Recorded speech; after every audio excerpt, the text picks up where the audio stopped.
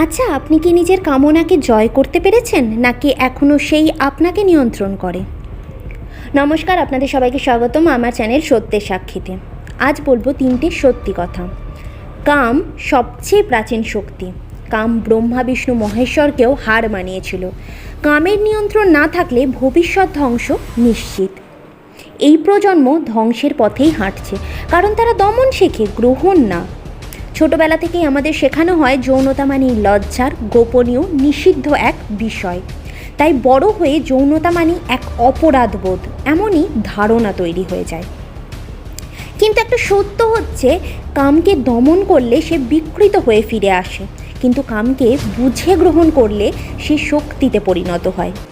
আজকের বহু তরুণ উদ্যোক্তা স্বপ্ন দেখে বড় কিছু করার, কিন্তু নিজের কামনা, পর্ন, মাস্টারবেশন, ফ্লার্ট আর ইনবক্সেই আটকে পড়ে যায়। এই জেনারেশনের সবচেয়ে বড় ফেলিয়ার হলো দে কান্ট ফোকাস, আর তার মূল একটাই কারণ: অবদমন, অপরাধবোধ আর অজ্ঞতা।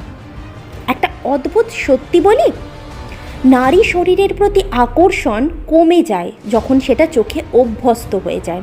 তাই আগেকার দিনে লজ্জা ঢাকা পোশাকে যে কাম জাগতো, আজকের সোশ্যাল মিডিয়ায় যুগে অনেক পুরুষই উদ্দীপিত হয় না, কারণ তারা অভ্যস্ত। এই অভ্যস্ততা আসলে আমাদের কামনাকে এক নেশায় রূপ দেয়। only if you understand that যৌনতা কোনো সমস্যা নয়, সমস্যা হচ্ছে এর প্রতি বিকৃত দৃষ্টিভঙ্গি। যতক্ষণ না আমরা কামকে দমন নয় গ্রহণ করতে শিখব, ততক্ষণই কাম অপরাধের রূপেই সমাজে ফিরে আসবে। তাই কাজের কথা হলো, আপনি যদি সত্যিই নিজের কেরিয়ার গড়তে চান, আপনার প্রথম স্টেপ হওয়া উচিত নিজের কামনার বিকৃত দৃষ্টিভঙ্গি বদলানো।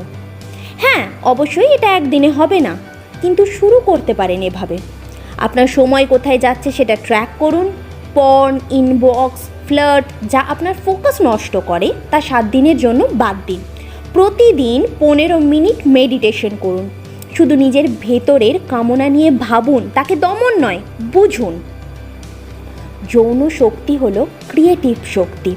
আপনি যেদিন এটাকে দমন না করে রূপান্তরিত করতে শিখবেন, সেদিনই আপনার মধ্যে জন্ম নেবে নতুন এক উদ্যোক্তা।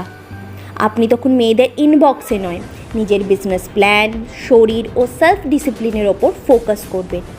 সেই মুহূর্তে নারীরাও আপনাকে খুঁজে নেবে, কারণ আত্মনিয়ন্ত্রিত পুরুষ সবচেয়ে আকর্ষণীয় পুরুষ। মনে রাখবেন, যৌনতা কখনোই সমস্যা নয়। অপমানজনক চুপচাপ শিক্ষা আর বিকৃত সামাজিক মনোভাবই এই প্রজন্মকে ধ্বংস করছে। এই পোস্ট শুধু আপনার জন্য নয়, আপনার বন্ধুর জন্য, যাকে আপনি ভালোবাসেন, যে আজ তার লক্ষ্য হারিয়ে কামের গোলামে পরিণত হয়েছে। এটা তাকেও পাঠান, কারণ একটাই: রূপান্তরেই ভবিষ্যৎ। নমস্কার।